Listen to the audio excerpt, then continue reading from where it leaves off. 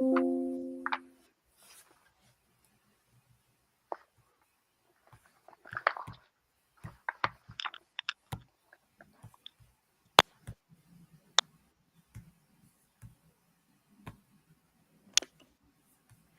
morning, good afternoon, and good evening to everyone joining us from around the globe. We're gathered here today in a pivotal moment in history, 2025, a year that calls upon us to reflect deeply on women's leadership and its transformative power in society. In just over 100 years since women first gained access to formal education and the right to vote, they have risen to the highest leadership positions across multiple sectors, including heads of nations. It's a remarkable journey demonstrating women's resilience, strength, and undeniable leadership capacity.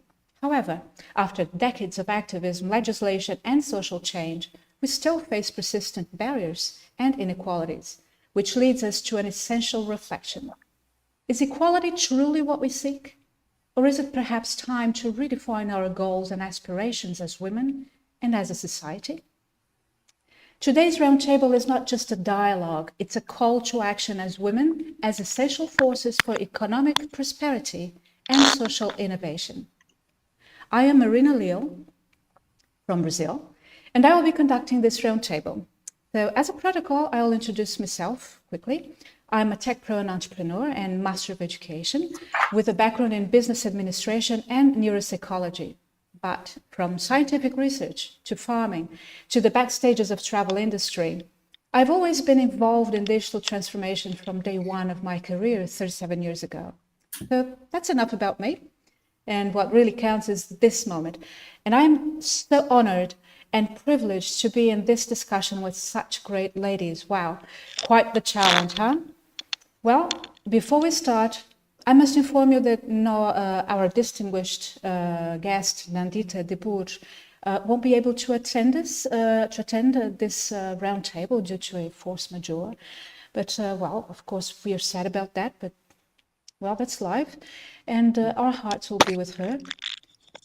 And that said, let's warmly welcome Bronwyn Wild from Switzerland. And Sonia Solana San Juan from Spain. Hi. Irene Sobrevilla, also from Spain. Hello. And Roseanne Salomon Fontana from Brazil. Hello, good morning. Luz Tribaldos Tierno. Hello. And Elena Jimenez. Hello, good morning. Both from Spain. And Kuniko Takasaki from Japan, who so thoughtfully recorded a special message for all of us. So, well, let's see it, shall we?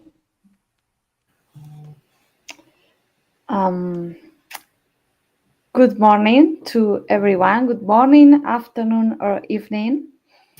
It's an honor, it's a pleasure to welcome you to this special roundtable session, Women Leading Social and Business Transformation in the Digital Era.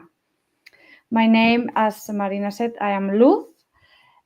It's an honor to me to be here as the head of the Europamundo Foundation and today's host. We are thrilled to have such an incredible lineup of inspiring women leaders joining us today from diverse fields such as human resources, law, diplomacy, technology, and social action. First of all, I want to extend my gratitude to our panelists today. And why International Women's Day matters. Today, we commemorate here the International Women's Day. And we recognize not only the progress we have made, but also the many challenges that still lie ahead. This is not a celebration, this is a call to action. Women are leading transformation across industries, yet we continue to face barriers, from the gender gap to the digital gap that limits opportunities to women. That is why conversations like this one are essential to exchange ideas, share experiences, and most importantly, drive real change. At the Europamundo Foundation, we actively support initiatives that empower women, especially those in vulnerable situations, through programs focused on education, economic independence, and leadership development. One of our goals is to create spaces like this one, where women's voices, experiences, and solutions take center stage. So we invite all of you to participate, drop your questions and thoughts in the chat. So let's get started. And I now pass the floor to our moderator, Marina Leal, to guide us through this inspiring discussion. Thank you for being here. Thank you, Luz. And now we will hear the message from Takasaki-san. Dear audience and panelists, buenos dias. My name is Kuniko Takasaki. I'm currently the JTB Corporation Managing Executive Officer in charge of DEIB, in charge of Human Resource Development, and in charge of Work Style Reform. Originally, I would like to participate in this roundtable and discuss the issues with all of you, but due to unbearable scheduling conflicts, I have to participate in this video message. I would appreciate your understanding. We, the JTB Group, promote DEIB. DEIB stands for Diversity, Equity, Inclusion, and Belonging. Diversity is about diverse people pooling their experiences, knowledge, and values to create products and services that meet diverse needs and create value. In order to achieve this, an environment must be created in which people with different characteristics can demonstrate their full potential. To achieve this, we need to create an environment in which people with different characteristics can maximize their strengths. It is necessary to create a foundation on which diverse human capital can shine individually. This is equity. At the same time, it is necessary to increase inclusiveness by putting in place working methods and systems that enable diverse human capital to play an active role in the organization. Being able to feel at home as part of an organization, group, or some STEM without pretending to be who you are and ensuring psychological safety will increase engagement and better performance. This is belonging. This is a DEIB that we are promoting to make the JTB Group a place where diverse human resources can shine individually. And we established the JTB DEIB statement. Treasure the difference, bring the world together. We have identified 5 priority areas of activity in promoting the DEIB.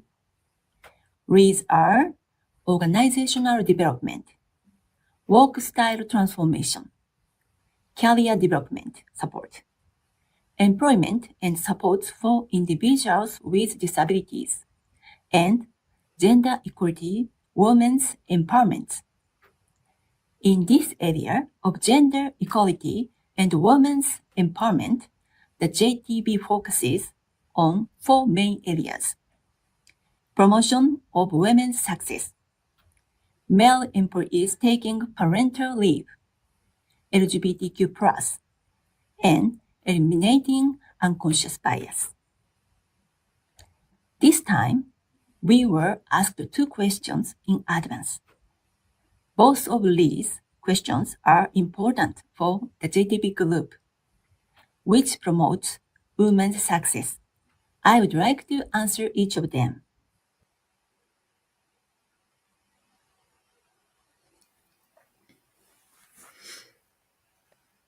Well, isn't she great? She will be answering those questions later on during the roundtable. So now let's begin. In the first section, our guests will answer a few provocative questions. In the second section, we will then debate 3 issues. Meanwhile, let me remind you in the audience, there's a Q&A at the end, so I suggest you start writing down your questions.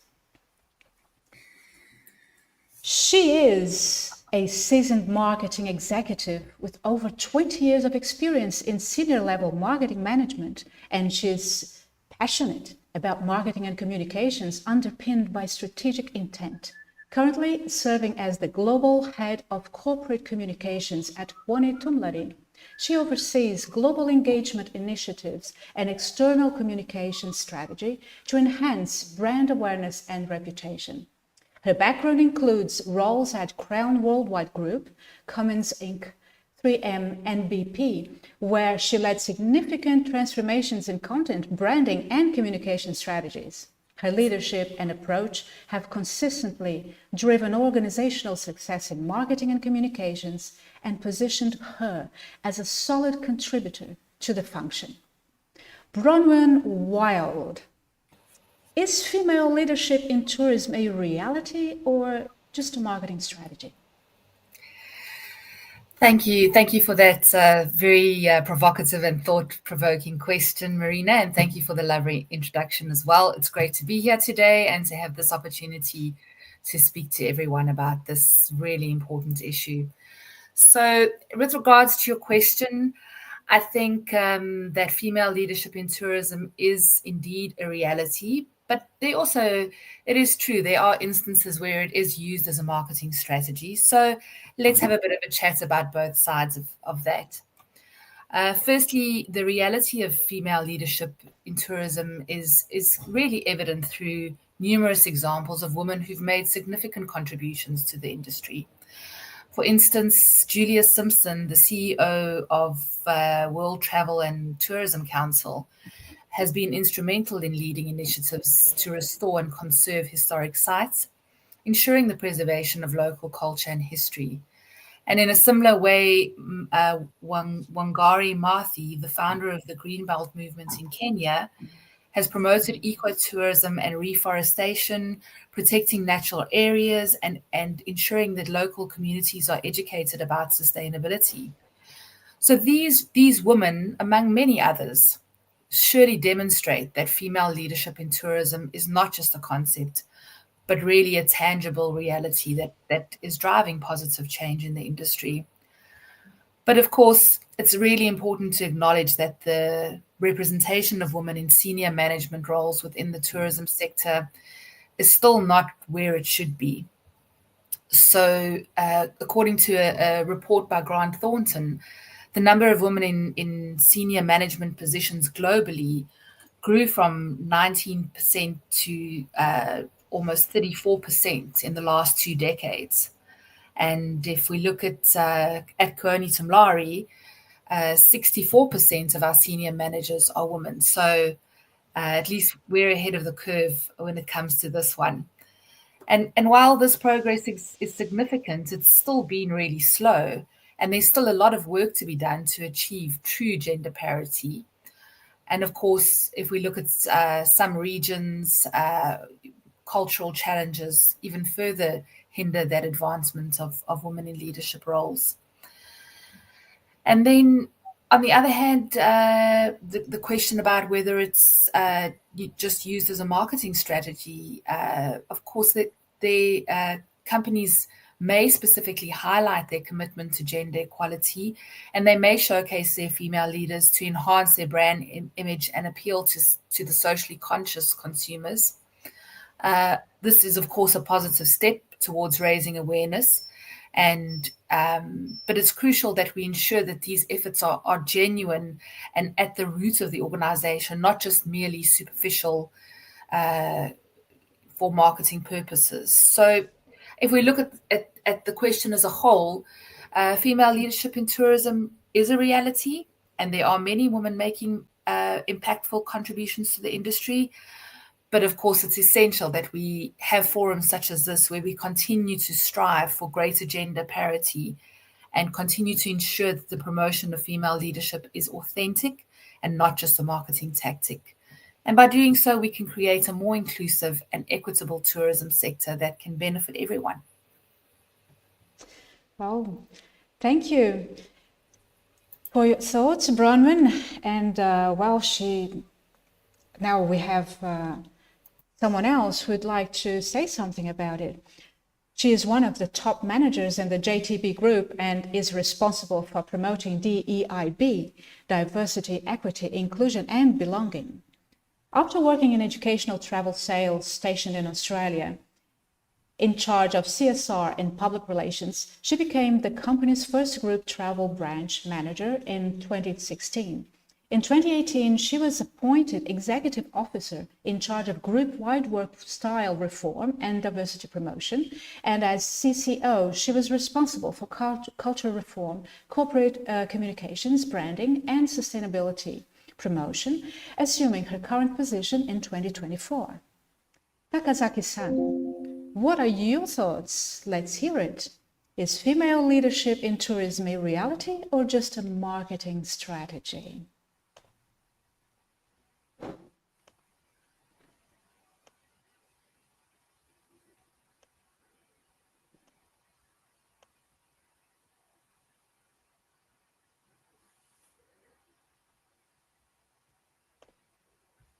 Question 1. Is female leadership in tourism a reality or just a marketing strategy? For us, the JTB Group, the answer is that there are both sides. Firstly, the need for female leadership is a reality. More than 60% of the JTB Group's employees are women.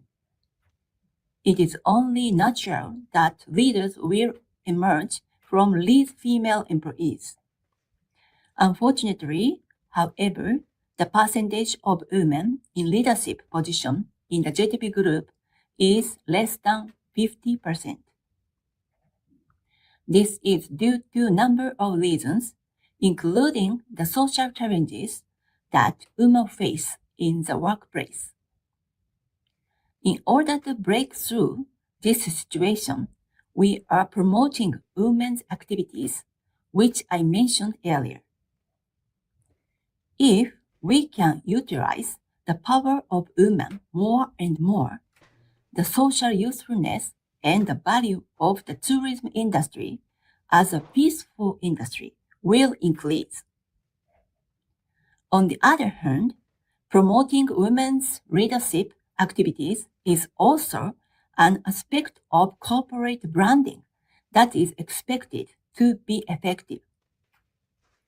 We believe that the image of a company where women are leaders is an important factor in maintaining good relations with our stakeholders, including customers, partners, and shareholders. Oh, well, let's pin down 2 points then. Up to now, the answer would be that there are 2 sides. Yes, it is a reality that female leadership in tourism exists, but there is also a marketing strategy behind it. So I suggest we pin down that point, and maybe the audience has some question on that, and let's save it for the end, where we will have a Q&A. She's lawyer. Now we have a lawyer talking. She's a master in economics and social law with extensive international experience in legal, commercial, industrial, and social fields.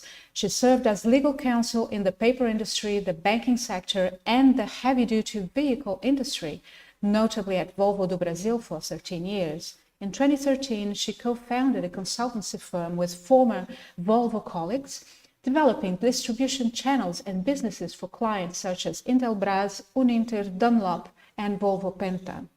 As a Rotary International member, She chaired the Rotary Youth Exchange Program for District 4730 in Brazil through the years 2018 to 2020, managing exchanges of over 200 young people annually. Now, she serves as president of the Rotary Club Curitiba Oeste. And she happens to also be the Honorary Consul of Finland here in the state of Paraná. So, Roseanne, Lunardelli, Salomon, Fontana, why do you think women remain a minority in Rotary leadership positions despite decades of equal opportunities? Hello, everyone. Thank you, Marina, to be here with you, those ladies together. We are thinking about women leadership. Yes, yeah. Rotary, historically, only through 1989 that women became part of the Rotary institution. Historically, it was a men's club.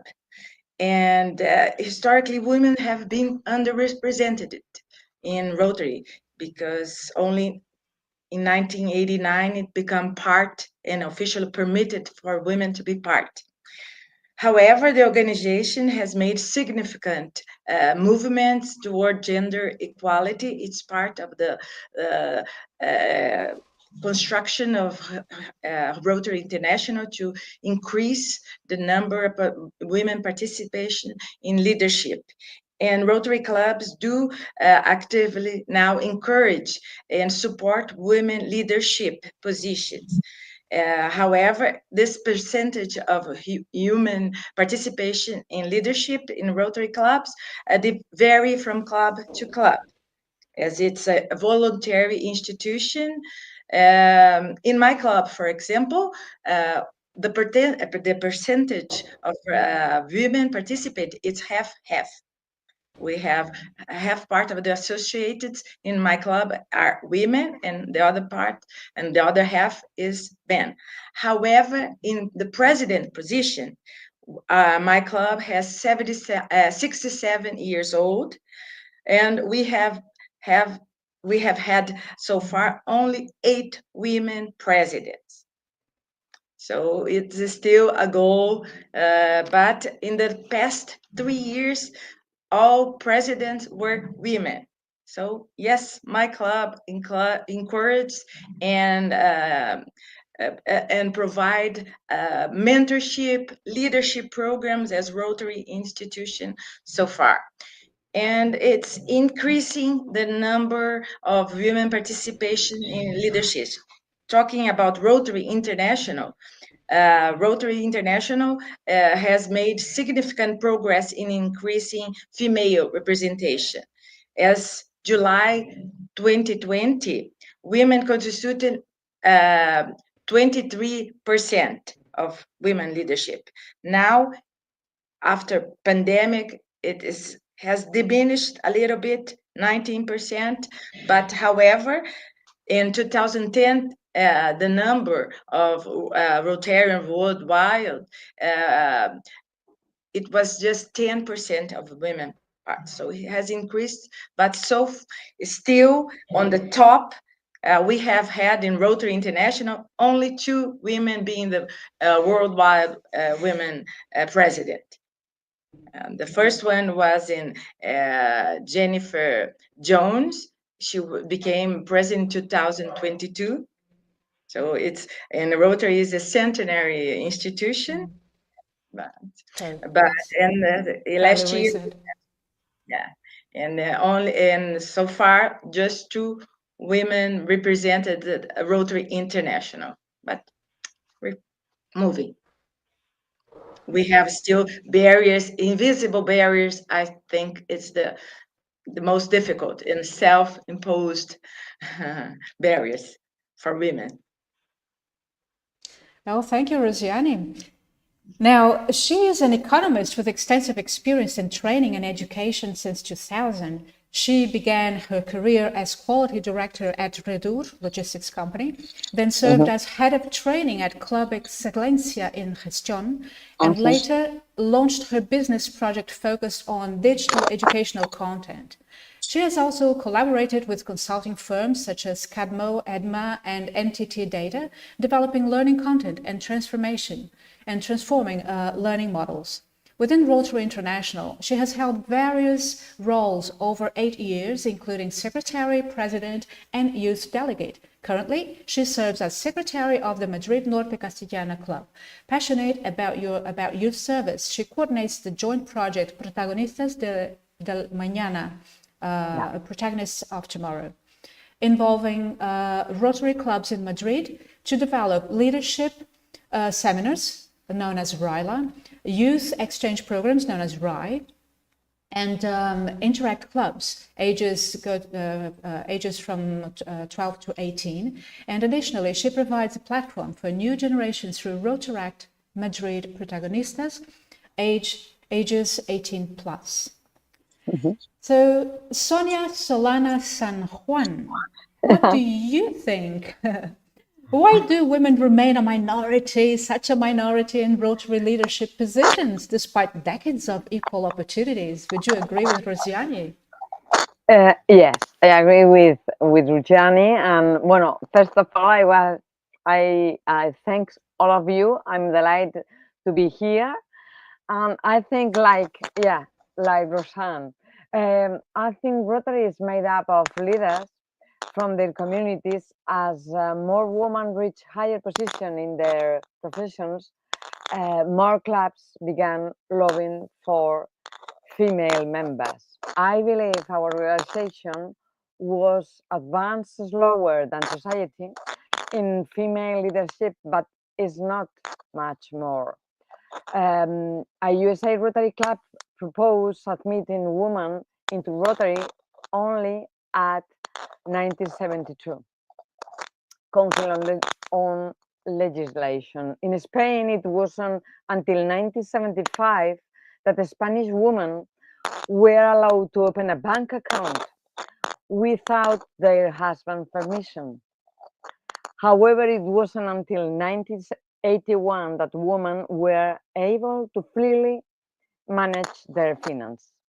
So, as Roseanne explained more the actual position in Rotary, I would like to provide you a little history in Rotary International to better understand the alignment of an organization like us, a voluntary organization, with the advancement of women.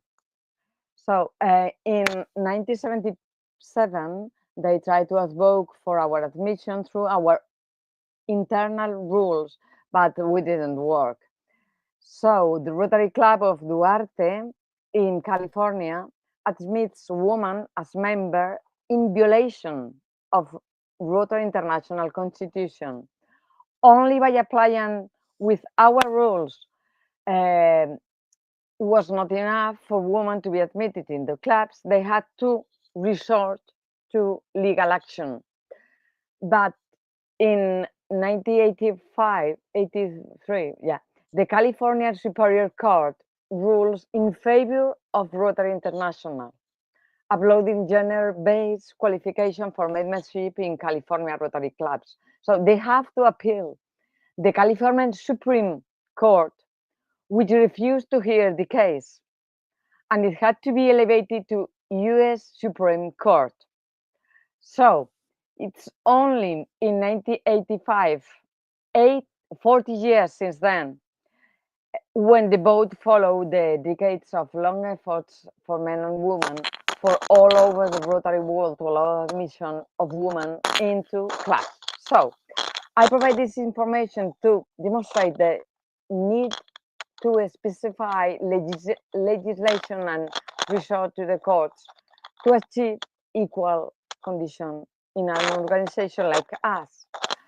All through I'm against legislating for in favor of women, I recognize that in certain circumstances are necessary to advance in equality. That's my point of view.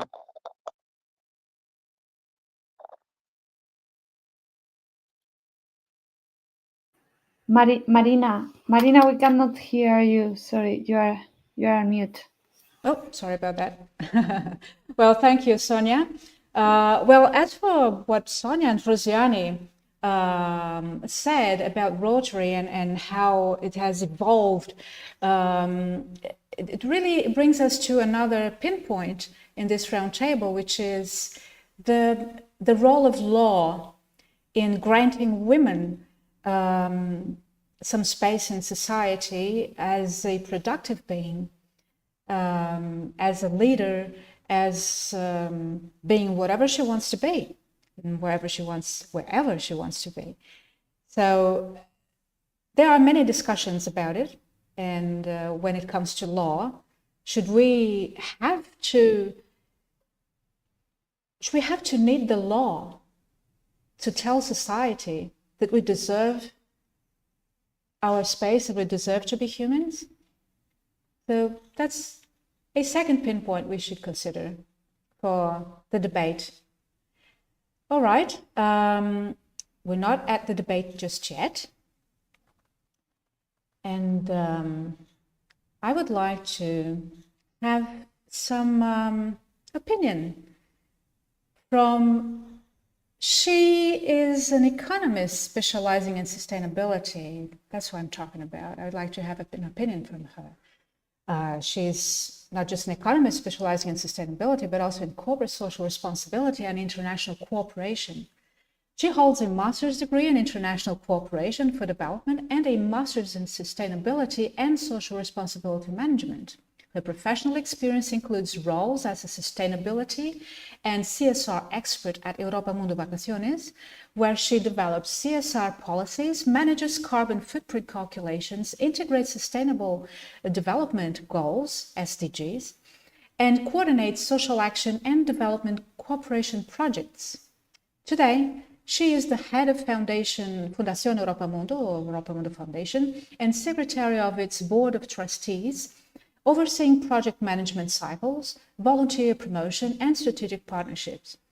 She is also in charge of the Sustainability and Social Responsibility Department at Europamundo Vacaciones, and she is the host of this roundtable. So, Luz Tribaldos Tierno, why do we keep talking about gender when poverty affects everyone equally? I don't know if you or Elena would like to answer this question.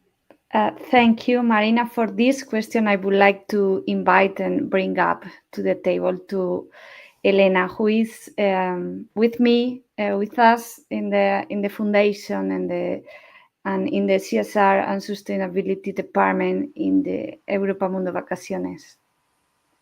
Actually, Please. Elena is quite the force behind the scenes now, ensuring that every operational process runs smoothly at Fundación Europamundo. She enables impactful social initiatives across more than 30 countries on 4 continents, and Elena is a part of all this. And she truly, well, I mean, if there is anyone who closely follows the diverse needs expressed across so many places and cultures and knows exactly where the shoes pinches when turning these projects into reality, that's her, together with Luz, no doubt. So, Elena, what do you have to say about it? Why do we keep talking about gender when poverty affects everyone equally? So thank you, Luz. Thank you, Marina. Why it is important to talk about gender? Although we know that poverty affects everyone, it doesn't do so in the same way. Factors such as gender, race, disability, and geographic location influence how poverty is experienced and how easy or difficult it is to escape to it. Gender is one of the main variables because it has historically determined access to economic opportunities, education, labor rights, and financial independence. Organizations in the third sector, such as NGOs, social enterprise, and foundations, understand that these factors contribute to the unequal distribution of poverty's impact and need to be addressed to create effective solutions. The solutions cannot be the same for men and women because their challenges are different. In Spain, 27 of women are in risk of poverty and social exclusion. For example, women are more likely to face barriers such as gender pay gap, because sometimes women earn less than men for the same work. And this limits their ability to access financial independence and economic stability. Women are more likely to work in informal jobs without social security, which reduce their opportunities to get higher paying jobs. In Spain, about 9% of women work part-time compared to the 3% of men. And limited access to education and resources. In some place, all of which contribute to economic vulnerability, limiting their future economic opportunities. If we want to reduce female poverty, we need policies that ensure equal pay and access to formal jobs. On the other hand, gender-based violence is another significant issue that the third sector emphasizes in discussion of poverty. This can lead to a circle of poverty. First of all, many poor women can't leave these abusive relationships because they lack economic independence. And in addition to this, sometimes women who experience violence may also suffer from physical and psychological consequences that prevent them from participating in the workforce. For organization with the third sector, addressing gender in the context of poverty is crucial. This includes gender-sensitive policies, providing a specific service, or empowerment programs that focus on building leadership, entrepreneurship, and community engagement are essential in helping women to break free from the cycle of poverty. So in short, the reason we continue to talk about gender in the context of poverty within the third sector is because gender shapes how poverty is experienced. For a long-term and sustainable change, it's essential to address this gender-specific challenge. I think it's... Well, thank you, Elena. I think by now we have 3 pinpoints. Elena brought up a very interesting point, which is something that we should take into consideration once we start our debate, which is there are differences between men and women. So why do we keep talking about equality? Is it equality the right word for it? I'd like to add an extra pinpoint following that line.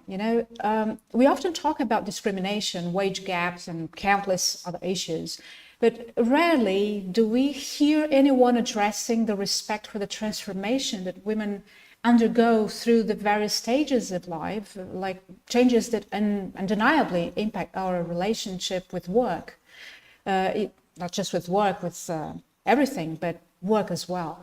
And while our perception of reality shifts, our expectations evolve, and consequently our dreams change. We change existentially. But truth is, this is not something exclusive to women. Men also experience physical, psychological, and existential transformations from youth to middle age and so on. So that's where technology comes in, and that's me speaking for technology. As women, we cannot lift or push a certain weight due to our muscular strength. We can create a mechanical arm or use a lever. And like in prehistoric times, men lacked the strength or speed to defeat a bison.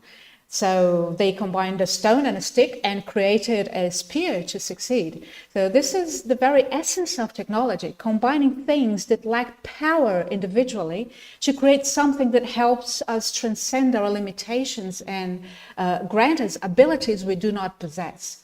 So this is why men and women share the same capacity to achieve great things, albeit in different ways, using other tools, of course.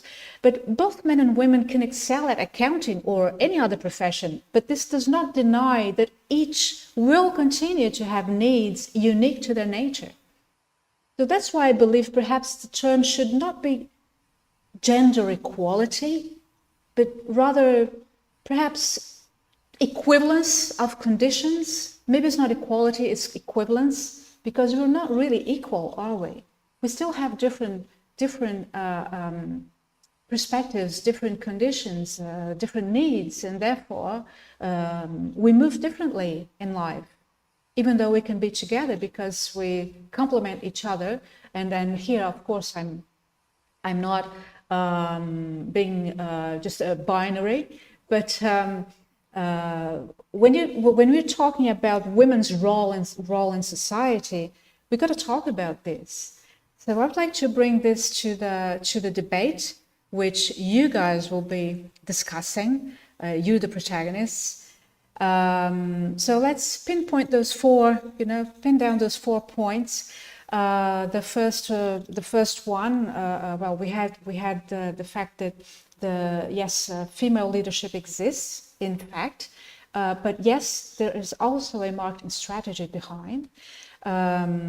We have the fact that laws, fortunately or unfortunately, we still have to lean in the law to have sometimes our very right to live granted. And so, well, that's it. I think we have to think a lot about this and maybe take that into consideration for the next questions, which will be now the debate, open questions for everyone to put their opinions, and you can also ask each other questions if you like. So let's debate. Are you ready, Irene? Are you ready, Bronwyn? Are you ready, Sonia, Roseanne, Luz, Elena? Are we all ready? All right. Okay. So thinking about all that, if we had to identify the biggest obstacle for women today, is it explicit discrimination or the invisible barriers we self-impose? Well, I will give you some time to think. Maybe you'd like to pinch some idea from Takasaki-san. She has something to say about it. Question 2. If we had to identify the biggest obstacle for women today, is it explicit discrimination or the invisible barriers we self-impose? For us, the GTB group, the answer is that there are also both sides to this. It is not a clear discrimination, but the unconscious bias still remains, to be honest. There are still people who have the notion that management, especially in sales, is a man's job. We are working to improve this situation, and as reported earlier, we are working to eradicate unconscious bias. Unfortunately, there are also many cases of women setting their own limits, giving up on promotion and limiting their opportunities for success. This may have been challenged by the fact that there are currently few models of women being active leaders and that they had not yet developed. This may have been challenged by the fact that there are currently few models of women being active leaders and that they had not yet developed a sense of being leaders. We organized several seminars on women's success, and as a seminar female leader myself, who worked while raising children and became a board member, I give advice directly to those who come after me. Rather than being a role model, I present various specific examples using some of my experience as good references. and we're trying to increase engagement and also provide them with various training courses to learn about awareness and responsibility. These are my message to you. I hope from here that this roundtable session will be a meaningful and fruitful occasion for you. Thank you very much and muchas gracias.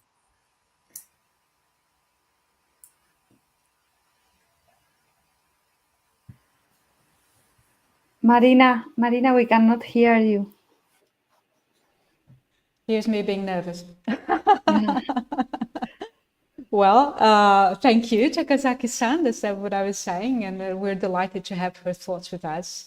So what do you think about this question? I mean, do you agree with Takasaki-san? There is an unconscious bias, and that even when we are so multitasking in our day-to-days, we can maybe use that to not just push, but be a role model for the next generations to come. And how do we do that? How do we manage time? How do use the tools that are out there to make it come true? Especially considering that work-life balance, which is something that is so difficult to achieve. But as we hear Takasaki-san speaking, it's something that really matters a lot to her. That's visible, and I like the term belonging. It makes me feel really, really good. What do you think? Well, personally, I would like to agree with her in what she said about the unconscious biases. I do think that the implicit and unconscious biases that we have as a society are harder to work on, but because they are harder to recognize. Like when we have something explicit, it's like you see it in front of you, right? If you pay attention, you're like, oh, here is this explicit thing, and so you can work on it. It is easier to get started on.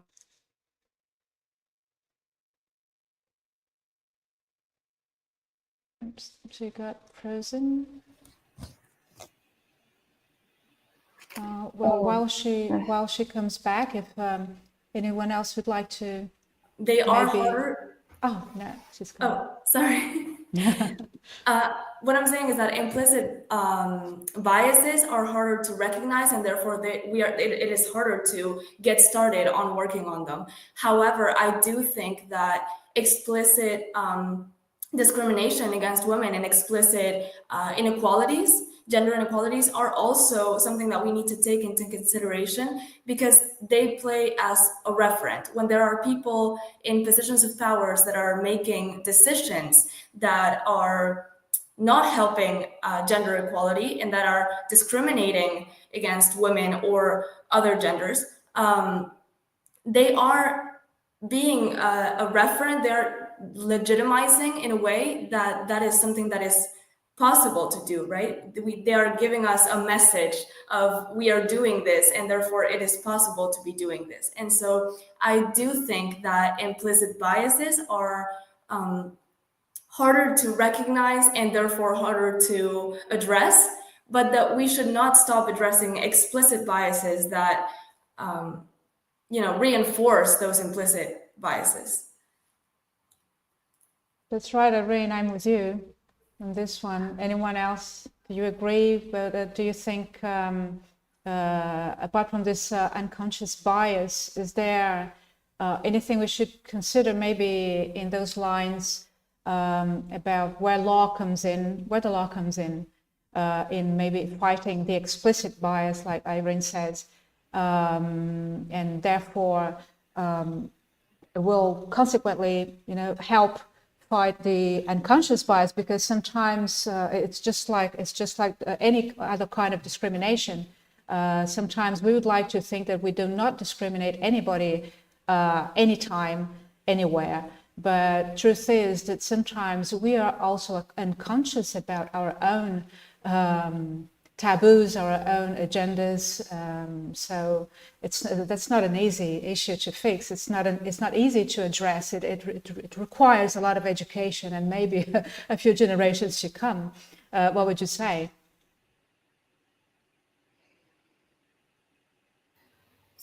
So, Marina, I'd like to tackle that question.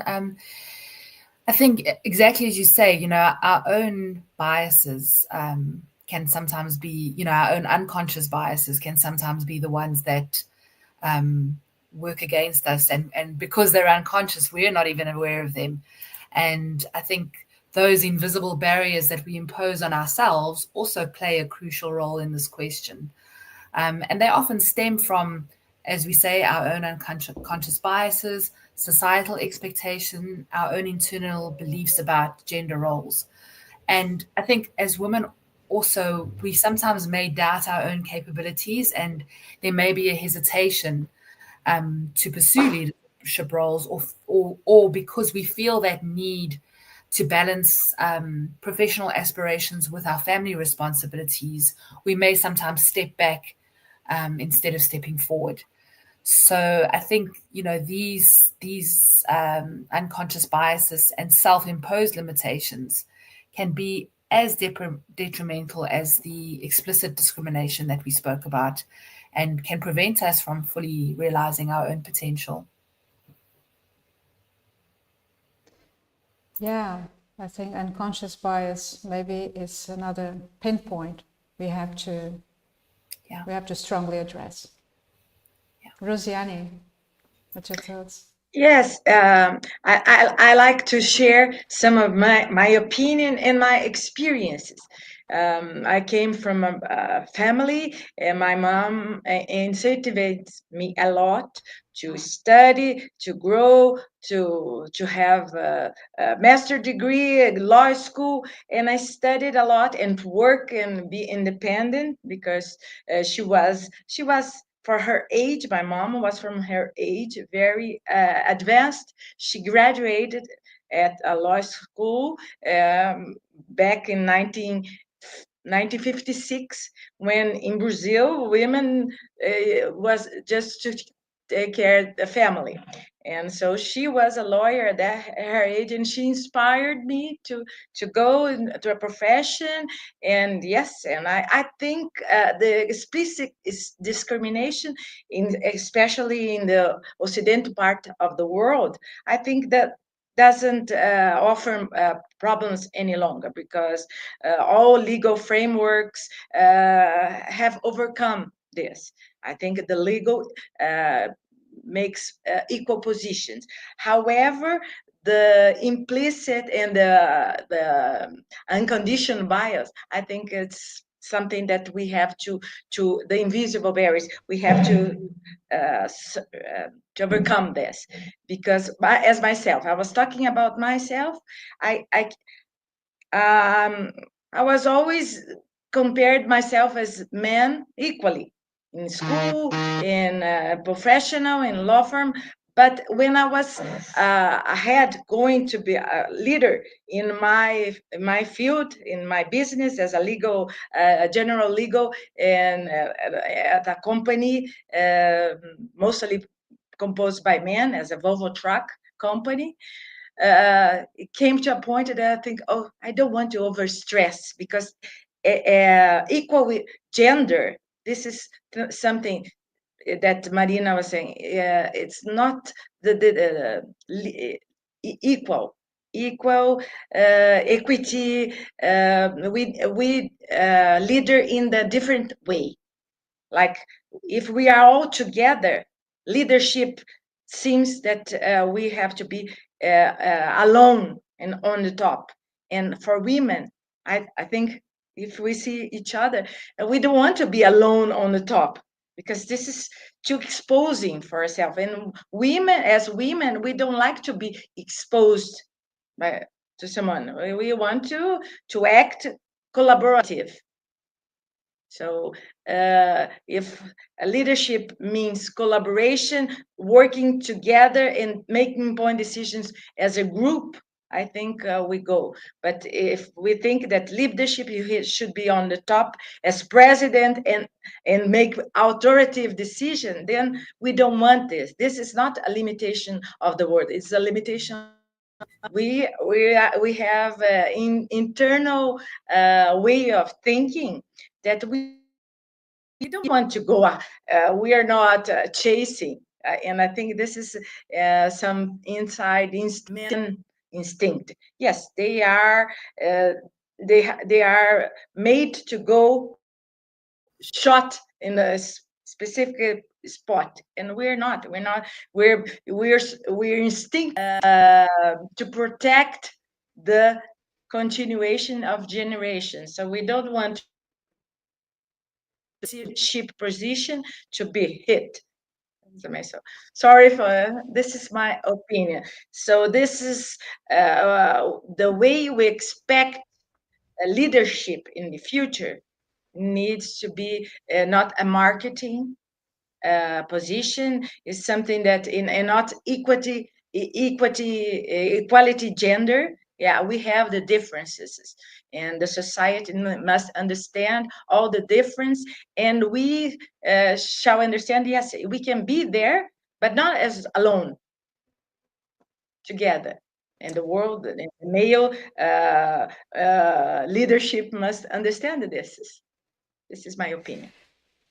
Yeah, when we talk about unconscious bias, there is one thing that we must remember, that men maybe think that because women are not so straightforward as they are, and does not have the need to impose strength. Women have a different way of being strong. We are just as strong, but we have different ways to show it, to express it, to use it. To our favor or in our favor, or to use it to the good of leadership. So it's different ways of leading, maybe, which doesn't make us less of a leader. And it was interesting because you seem to have quite a similar opinion as Sonia's, because we were talking prior to this roundtable the other day, and she was just telling me exactly that so I don't know if Sonia wants to add something regarding that aspect, or no? Can't hear you. It's just what Roseanne says. I think there are invisible barriers, and where legislation has to be placed, and also there are self-imposed barriers, such as making decision of not having children, for example. So, and we take this position because, or just to obtain a leadership position in a large company. And I don't think we have to select between both. Yeah, but I'm agree with us. It's just the same. Yeah. We don't have to let go of things that are natural to most of us, like deciding to being a mother. And we don't have to quit being a mother to be a leader. And we don't have to quit being a leader because we want to be a mother. And that reflects in many other things in life. And so it becomes not just more than unconscious bias, that becomes a self-inflicted stigma. Nowadays self-inflicted, because you don't really have to choose. You can have both, and in many ways. And Sonia was also talking to me the other day that she thinks that if on one hand in the past, not so far in the past, women could not be seen, nobody would think of a woman in STEM, for instance, in technology in general, mathematics and so forth. They were called, born to be mothers and housewives and stuff. But nowadays, on the other hand, they're kind of being pushed to go into STEM and to go into places that usually are seen as men's places, like engineering and things like that. And but we should still have a choice. We don't have to think that we have to be in STEM, that we have to be in engineering, that we have to be a leader, that we have to do this, and we have to quit this idea of being a housewife, or like as if being a housewife is any less. That's not the thing. We need a bit of balance. People should be able to choose. If she wants to be a mother and not being anything else, she wants to just be a housewife, or she wants to just be an engineer, or she wants to be all of it, then let it be. Why not? But we shouldn't be discriminating those of us who choose differently. That's the point, I think. Would you agree? I would like, in regards to what you all just said, I would like to say that gender inequality affects everyone. It is more about inequality rather than gender. And I think that when we talk about it, we have to take into account that this is not men versus women, but it's rather how we as a society see and value what is feminine and what we perceive as feminine and what we perceive as masculine, which on one side are not necessarily naturally feminine or naturally masculine, is that we as a society just perceive them as such. But also, I do agree with what you said. I do believe that personally, like the approach that we are taking as a society into empowering women is, giving them that value by placing them or opening their access to traditionally male fields, such as STEM, engineering, but we are not taking into account valuing what we already consider as feminine. For example, I study social work and social education. My field is a traditionally feminine field, such as many of the care service fields. And we are not being valued because our sector is traditionally female, because it is seen as a female sector. And this is not like it impacts us, in the view that society has of us and the value that they give us, but also in the money that we make, in our economic capacity. And I also think that, when we say that gender inequality affects all genders, it also affects men. When we do not value what is traditionally seen as feminine, for example, affection, then men are also not allowed to be, or it is harder for them to show affection, and like between man and from a man to woman, like I just feel like it affects everyone. And we are also not taking into account non-binary people, for example. Like gender inequality is more about the inequality itself rather than the gender. And I think that we should not only, there's something called the scissor effect, or it's also called the glass ceiling effect. And it is that women, women are in many sectors. For example, the investigation sector, they are there, and it is around half and half for men and women. However, when you go into higher positions of power, then women start to be less represented and men are more represented in those higher positions of power. And that is not because there is necessarily a law that says women cannot be in these positions, that explicit thing that we said, but rather the implicit barriers that not only we self-impose as individuals, but also as a society. Women are expected to do all of the unpaid care services that involve all of the taking care of the family, taking like both children, but also dependent adults. And we are not taking that into account. I think that we should be able to make those decisions for ourselves, but in order to make those decisions and to have choices, we need to have systemic, decisions in place and systemic things that help us to be able to make those decisions. Because yes, it is important to be able to to not have to choose between work and family, but sometimes people have to choose because women are not, women have to take care of the family and they are not equally, it is not an equally distributed work. Well, I think you nailed it.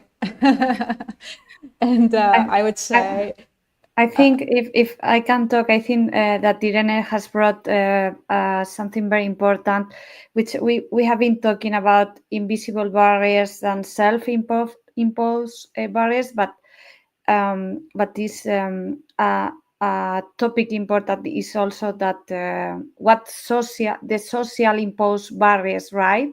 It's like there are the culture and the society, the role of the culture and the society in shaping women's and also men's perception of their capability is important here, no?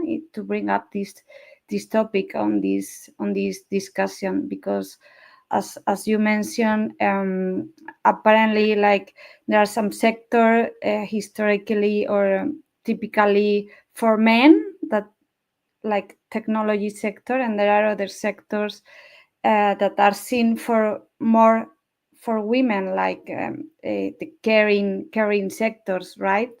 As nursery social workers and everything related to caring, right? So that's something that to change. That's something to change, and also I think there is also for some women, there is some women feel that they need to meet a higher standard to succeed in some position. So yeah, it's like as if we are fighting double or three times as much as men to prove ourselves, and constantly we're doing that. And sometimes it's not really necessary, but we just think it is. Not everywhere. Of course, that does happen, and that is reality in many situations, but not always. And then that unconscious, that self-imposed barriers come in. But of course, I think vulnerability has a place in leadership as well, and everywhere, and we should be aware of vulnerability and know that being vulnerable doesn't mean being weak. Vulnerability belongs to everybody, and it could be the right tool in many situations as well. So, well, that said, and I think this is a great question. I'd like to bring us one second question, because we're running out of time. We have 10 minutes to go before Q&A. So I would ask you if there is really a female leadership style, or are we reinforcing stereotypes by talking about typically feminine characteristics in leadership? I won't make you this question because I think we have answered that already in the first one. So I will move on to the third and last question before I ask you for your closing messages. And my question would be, do you believe in gender equality? I mean, if you had a magic wand and could implement just one solution to accelerate that so-called gender equality, what would it be and why?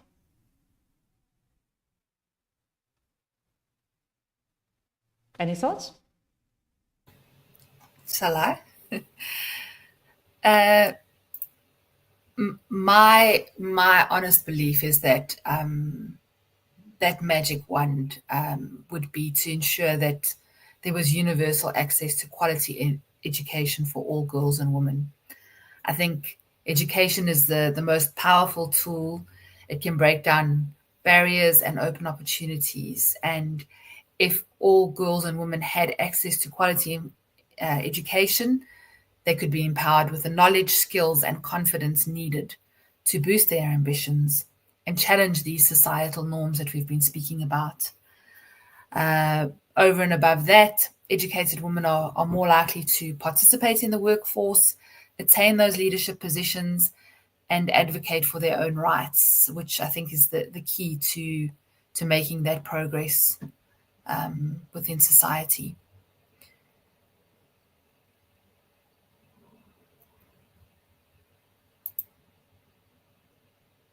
Marina, you're still on mute. That's me again. So, anyone else? Yeah, I only want to remark what we said the other day, Marina, and understanding the difference between equity and equality. You remember this? That's opened my mind, because I don't want to be a man. I just want to have the same opportunities as a man. That's all. I think you nailed this one. And so, having Bronwyn and Sonia nailing this question, I think we move on to the closing message. And well, you know, in a world where technology advances exponentially, humanitarian crises multiply and social gaps widen,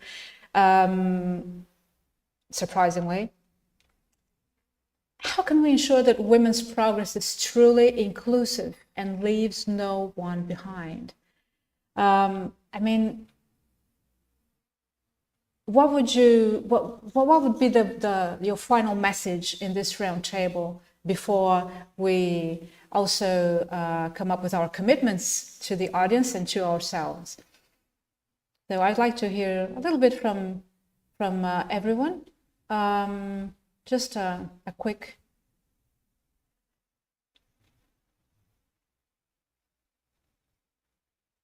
Who'd go first? Okay.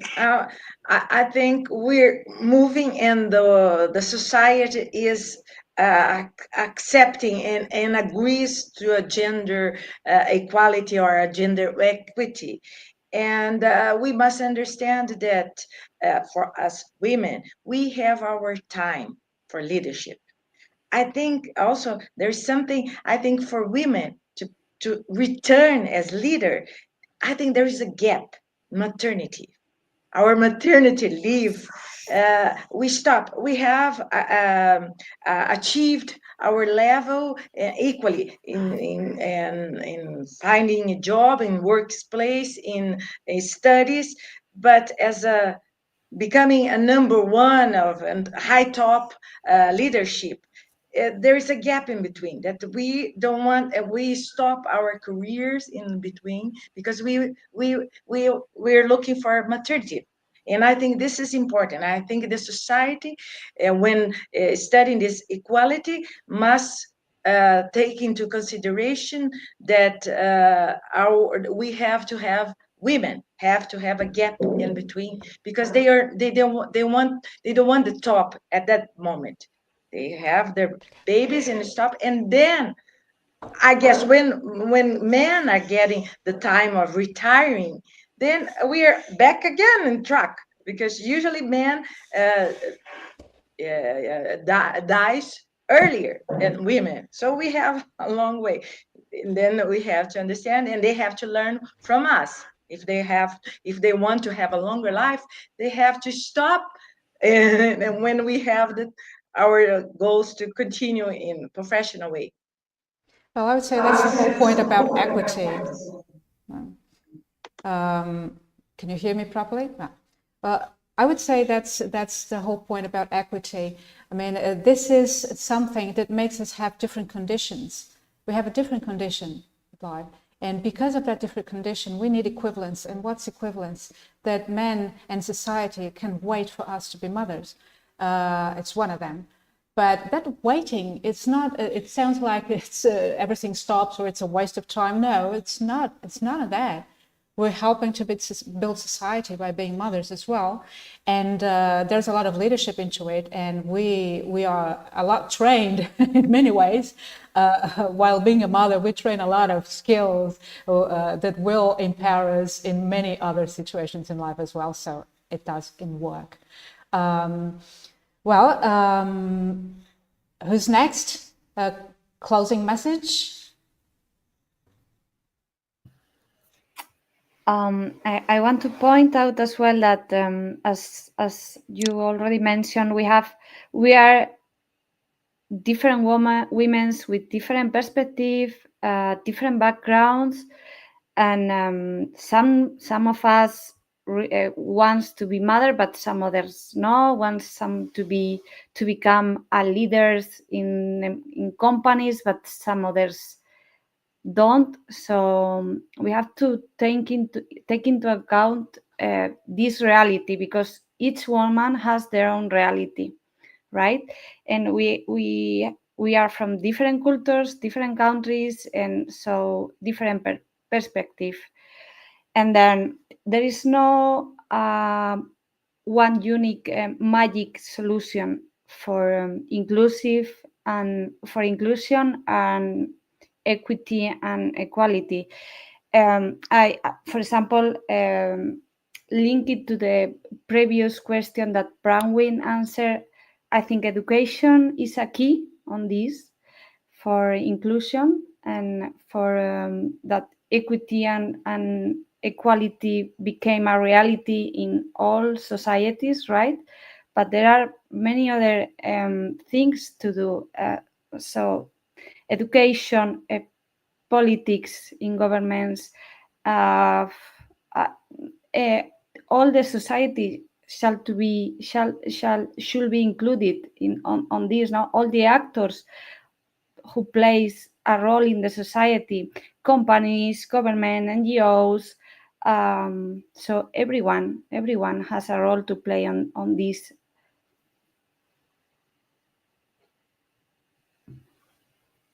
And Marina, you're on mute. Thank you, Luz. Who's next? Well, just regarding what Luz said, yeah, I think it's just like Irene also said a little ago. Maybe it's more about equality than gender, and it's more about equality than choice. It's more about equality than anything else. And I would say it's more about equity than equality, after all. So, who's next? Closing message. I would like to say that we must give visibility to young leaders like Irene. So I believe in developing the next generation leader will pave the way for a meaningful future. So Irene, tell us. Well, I think that gender inequality impacts our lives in a lot of different places. Like, it is not only gender inequality in the workplace, there's not only gender inequality in education, but it is in all of those sectors, right? It is in our daily lives. This is not something that is external to us. And the policies that we construct, the people that are in power, the people that we see in our daily lives, we are all part of society, and I feel like we are the ones that have to fight for this. This is not something that is happening to us. It is something that we are, carrying out or continuing. So if we want to change, we have to be the ones to change it, and that we includes all of society. And that is why I think it is important to have gender perspective in regards to, if gender affects all of these different places of lives for all genders, then we should be able to look at those different sectors with a gender perspective. And as I said, I think there's not, as Luth also said, there's not a unique way to be a woman, right? We are not looking for this kind of example of a woman. We just want to be women and have opportunities the same as any other person. And so I think in order to have those opportunities, there have to be systems in place that allow us to have those opportunities. And in order to put those systems in place, they are not just going to fall from the sky. We as a society have to be the ones to do it with, social participation and especially collective discussion like this, this opportunity is bringing us as well, and collective action. Like, we are the ones that have to make that change as a collective, as a community. We cannot be individualistic when we want something social to change.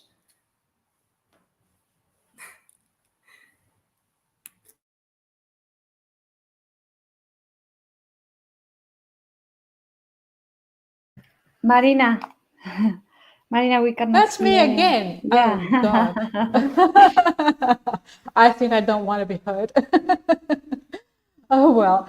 I think we're equals in being different, after all. And that's where all this thing about gender, position, choices, binary, non-binary, and that all comes into this thing about equality. I mean, it's about having the same opportunities, because some choices are just existential, are just have to do, it's so private, so individual. They affect society, yes, but they do not mean that you're less capable of anything. So it's about really, maybe it's about really equity, equality for some, but that's it. And how boring would this world be if there were no differences, huh? Okay, so to end, before we end this round table, I would like you guys to commit a little bit. Now this is to end our round table, is last topic, but not least. And I was wondering what concrete and measurable commitment we can make today, each from our position of influence, so that in a year we can say we really moved the needle toward equality or equity, if you like, or equivalence, or whatever we want to call it. So who goes first?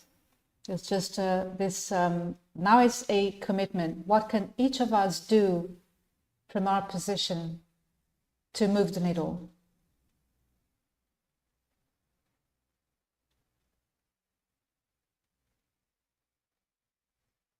Well, I'll start by saying that I commit to using one part of my time, one little part of my time, which is I can commit now, this year, to start recording or writing something, a newsletter on LinkedIn, to speak up about this matter. I will do that. You can pick on me about that at the end of the year, okay?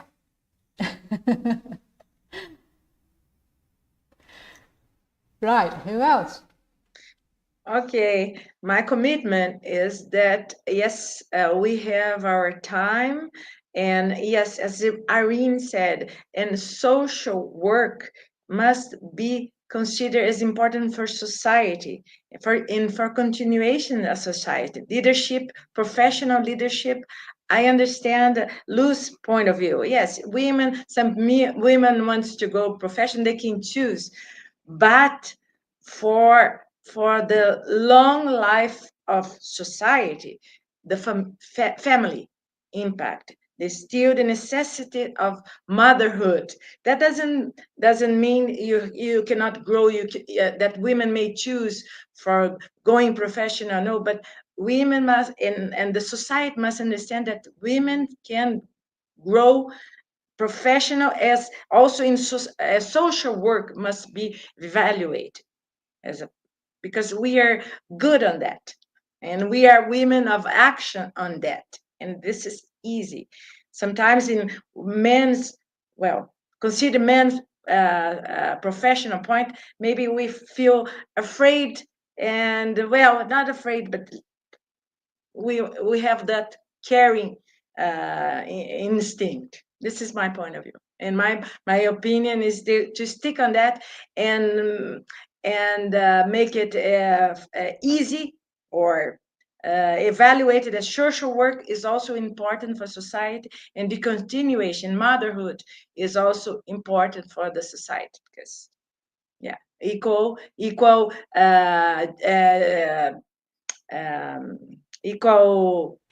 gender, it's okay, it's no explicit discrimination, but we must understand that there are differences, and we have to continue the society for eternal. Okay. Who else? What will you do, Irene? Well, I'm a student currently, so I guess my commitment would have to be in regards to, you know, formation and learning about gender inequality. But with what I said before about gender perspective, it's not only like, you know, having a subject about gender inequality, but rather every information that I get, that I see it from that kind of gender perspective. If it has to be measurable, I'm currently writing, I'm doing a double degree, so I have 2 theses, but I'm writing my first one. And I guess I could, you know, implement that kind of gender perspective and gender data inside that thesis. She's some courage young lady, huh? Thank you, Irene. So, Bronwell, what would you do? I think what's important to do is that we make sure that we keep this kind of conversation open and ongoing. Yeah. You know, we don't just focus on it now because we've had International Women's Day, but think about it continuously. So make sure we keep the forum open, you know, both in our professional lives. So when we are having discussions about projects at work, or in our personal lives when we have the opportunity. So just keeping that dialogue going and keeping the conversation going about equality in general, I guess, is the most important thing. And I think also, you know, having that opportunity to mentor someone and they can learn from your experience, whether it be in a formal setting or even just informally when you're having conversations with colleagues or you know, people from society as well, you know, saying these are the difficulties that we faced, this is what we've come through. I mean, even talking about some of these historical facts today was an eye-opener for me, you know, to remember that we have come a long way and that you know, there's still a way to go, but we need to keep that conversation open in order to make sure the change continues. You're great. Luz, what will you do this year to move the needle? Now it's you. I can't hear you. Sorry.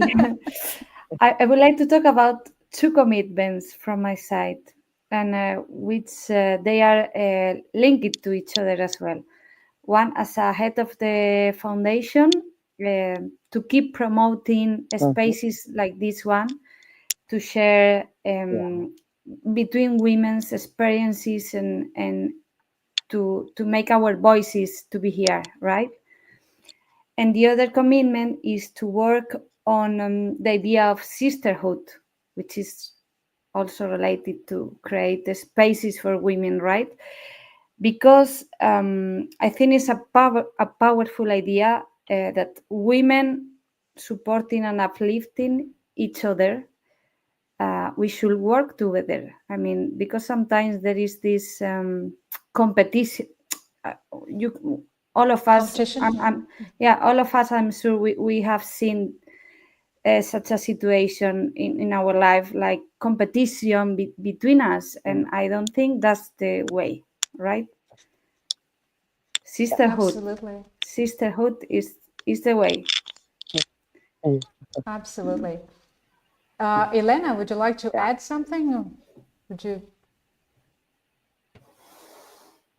Elena, you're on mute. Sorry. So I totally agree with them, and I think it's important that Lud had said about sisterhood, because sometimes there are competition between us, as is important, and I like to insist in the education, in the inclusion education, and the support the quality as the opportunity to choose which we want. Yeah. That's great. Well, Sonia, that leaves you for the grand finale. Yeah. Yeah, thank you. Thank you. My goal is developing programs, I think, for young leaders like Irene. That's all. Because she is the future of us. That's right. That's right. The future depends on what we do and what we choose, what we think, what we feel, what we say, and what we do, most of all, today. Right, Paul. So, well, ladies, we're coming to an end. I would like to ask the audience if they have any questions. This would be the time to do it, to make your questions or ask your questions. Just write them in the comments. I will wait 1 minute for anybody to place a question here. If you don't, we will just move on and we will head to ending this conversation. You will be able to follow it, watch it again. It will be recorded and we'll be promoting it in social networks, all of them. So you can always watch it over and over if you like. You can revisit. I'll be checking a few, cutting it a little bit, making shorts. And so, to review the best moments and some of the opinions here. Actually, all of them, because they all matter. And I think we came up with some good pinpoints. Actually, I think we could talk for hours if you can get together somewhere. Unfortunately, there's a distance problem. Nothing technology couldn't help though. Well, after all, the metaverse is coming up to fashion somewhere in time. No? Well, if there's no questions, I would like to thank our audience for listening and participating, and thank you so much. Remember, we have 3 ebooks for you as a special gift for staying with us. You will find a link in the video description, okay? You can also find it in the comments. I will leave it there, and don't miss it. We also invite you to follow us on social media and join us at our monthly roundtable. Sometimes they will be in Spanish, sometimes in English or in Portuguese, okay? So now let's go for the final message. That's our host. I invite Luz to give her final message to everybody. Please, Luz. Yes, of course. Just a very short one because we are running out of time. So it's been an honor to be in this conversation with such extraordinary women. At Europamundo Foundation, we believe that education, entrepreneurship, and social inclusion are the key to build a future more equity. Through this session, we have explored the challenges and opportunities that women face today, how female leadership is shaping in some sectors, the role of technology for women empowerment, and we have also talked about some solutions for advance in gender equality. So thank you for being here. As I said, it's been a pleasure, an honor to me and to us to share this space. And that's everything for today. All right, so if anyone wants to say anything else, feel free. Otherwise, I thank everybody.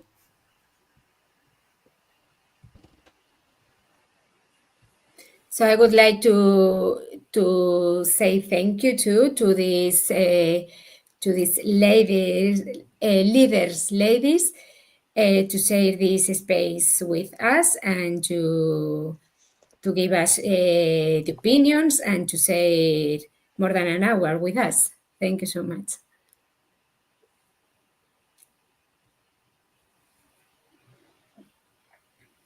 All right. Oh, here's a great comment.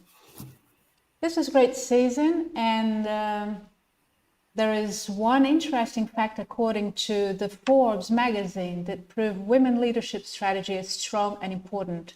There is enough data to show that female entrepreneurs outperform their male counterparts. Wow. But this is not important because we don't want to prove that we're better. I think that we can say that women really change history because our brain work as multifunctional. AI application long time ago, no matter is it private. Okay, this was Martina Martina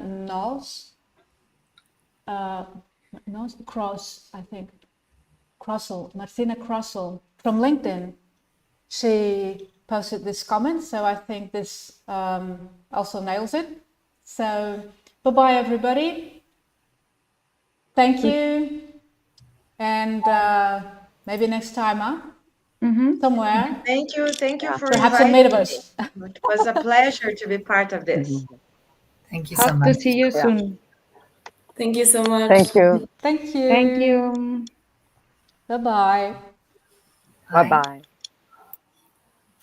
Bye now.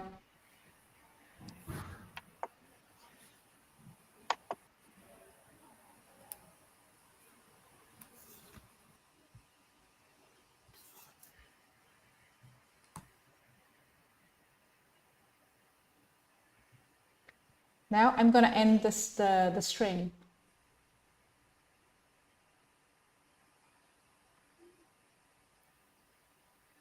¿Ya está?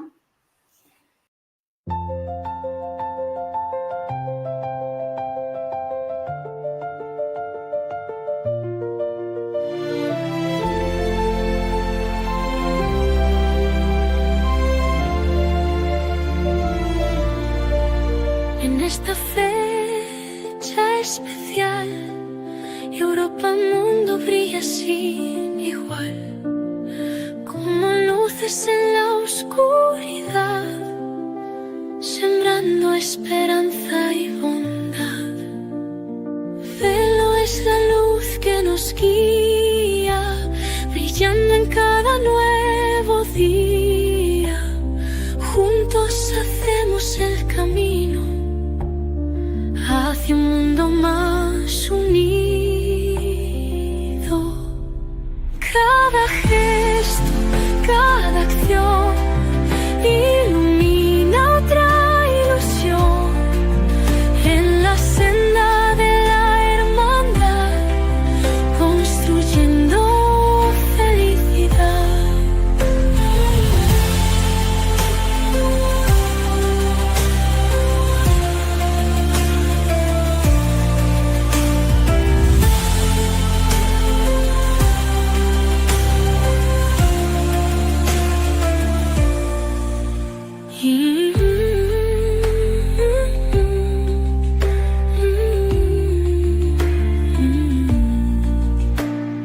Velo es la luz que nos guía, brillando en cada nuevo día.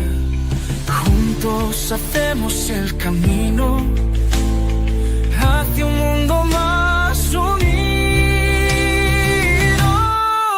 Cada gesto, cada acción ilumina otra ilusión en la senda de la hermandad, construyendo felicidad.